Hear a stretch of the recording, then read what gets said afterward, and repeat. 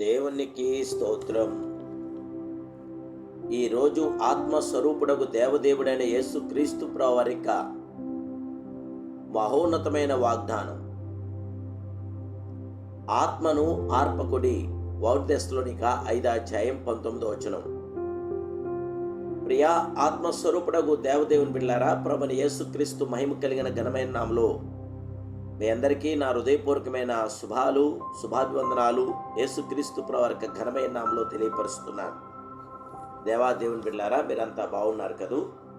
మహిమాస్వరూపుడైన యేసుక్రీస్తు ప్రభువారి యొక్క మహాకృపా కనికరము మీతో, మీ కుటుంబ సభ్యులందరితో కూడి మీకు జయమనుగ్రహించి పరిశుద్ధాత్మ ఆత్మతో మిమ్మల్ని నింపి మీకు విజయం ప్రభు దయచేయును గాక. దేవుని బిడ్డలారా, ప్రభు మానవునికి ఇచ్చిన శ్రేష్టమని ఇవి పరిశుద్ధాత్మ వరం.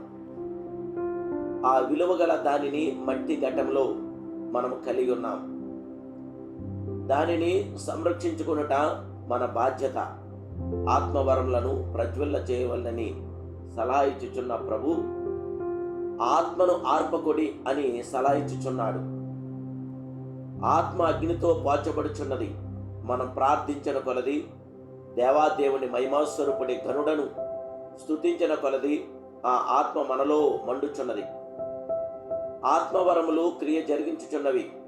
మనము ఆత్మను దుఃఖపరిచిన ఎడల మనం పొందిన ఆత్మ ఆరిపోచున్నది. దేవదేవుని బిడ్డలారా, దేవుని యొక్క ఆత్మ చేత మనం నింపబడాలి.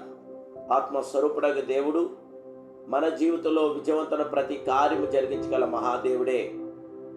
దేవుని బిడ్డలారా, మన దేవుడు మనల్ని బలమైన సాధనాలుగా చేయాలని ఆశపడుతున్నాడు.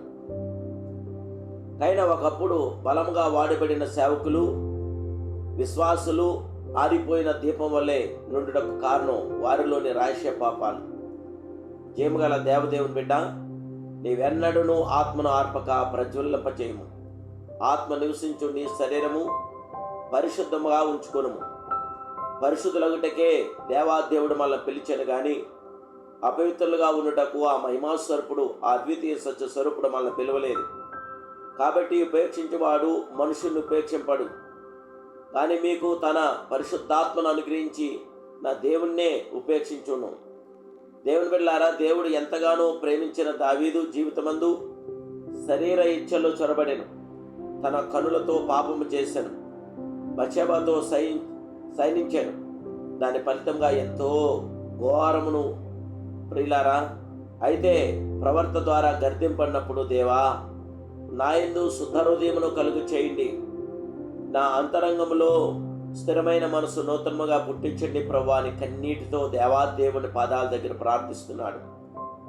ఎన్నడూనూ ఆత్మను ఆర్పను కనుక దానిని ప్రజ్వల్ల చేయండి. దేవుని బిడ్డలారా, దేవుడు ఆత్మస్వరూపిగా మీ యందు నివసించటే శ్రేష్టమైన ఆధిక్యతగా గుర్తించి ఆ మహిమాస్వరూపుడను, ఆ ఘనుడను, అద్వితీయ సత్య స్వరూపుడికి మీరు మనసిప్పి ప్రార్థించండి.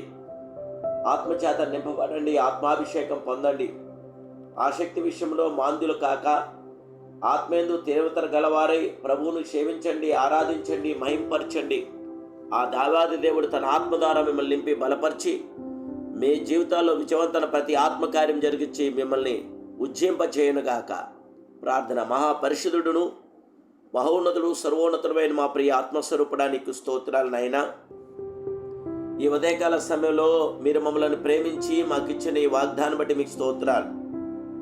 దేవా, ఇదిగోండి యొక్క ఆత్మ చేత మమ్మల్ని నింపండి.